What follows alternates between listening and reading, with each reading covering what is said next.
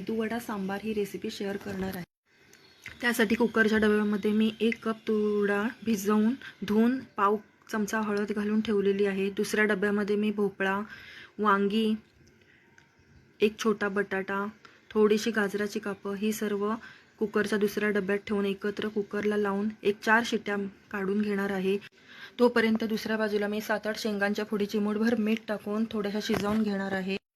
चटणीसाठी अर्धा कप ओलं खोबरं, थोडासा आल्याचा तुकडा, 4-5 कढीपत्त्याची पानं, 5-6 लसणाच्या पाकळ्या, कोथिंबीर, 2 मिरच्या, 1 चमचा भिजवलेली चणा डाळ आणि मीठ चवीनुसार घालून वाटून घेऊन त्याला जिरं, हिंग आणि कढीपत्त्याची फोडणी देऊन एकजीव केलेला आहे। त्यानंतर 2 कप भिजवलेली उडीद डाळ 5 ते 6 तास भिजवून मी ती स्वच्छ धुवून मिक्सरला पाणी न घालता सुकीच वाटून घेतलेली आहे। चवीनुसार मीठ घालून 5 ते 7 मिनिटं मी ती ढवळून कंटिन्यूअस हलवून घेणार आहे, मिक्स करून घेणार आहे। त्याच्यामुळे हलकी होऊन वडा सॉफ्ट आतून स्पॉन्जी असा बनणार आहे। तुम्ही बघू शकता पीठ हलकं झालेलं आहे, पाण्यावर ते तरंगतं आहे। त्यानंतर मी त्याच्यात अर्धा चमचा जिरं, आल्याचा कीस, 1 इंच आल्याचा कीस, कोथिंबीर आणि कढीपत्त्याची बारीक पानं कापून टाकलेली आहेत आणि एकजीव करून हे मी थोडा वेळ ठेवलेलं आहे।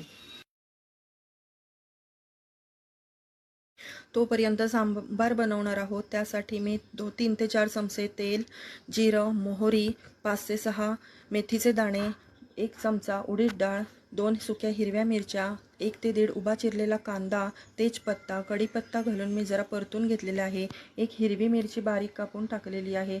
थोडं परतल्यावर त्यात मी बारीक चिरलेला लसूण आणि किसलेलं आलं घालून मी थोडंसं परतून घेणार आहे। थोडंसं मऊ झालं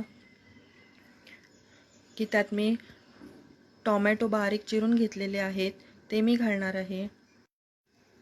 टोमॅटो थोडा परतून झाल्यावर मऊ झाल्यावर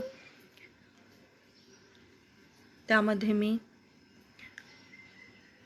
1 कांदा आहे तो कापून मोठा कापून त्याच्या पाकळ्या सोडवून घेतलेल्या आहेत। ते थोडासा मऊ झाला की आपण त्याच्यात पावडर मसाले घालणार आहोत।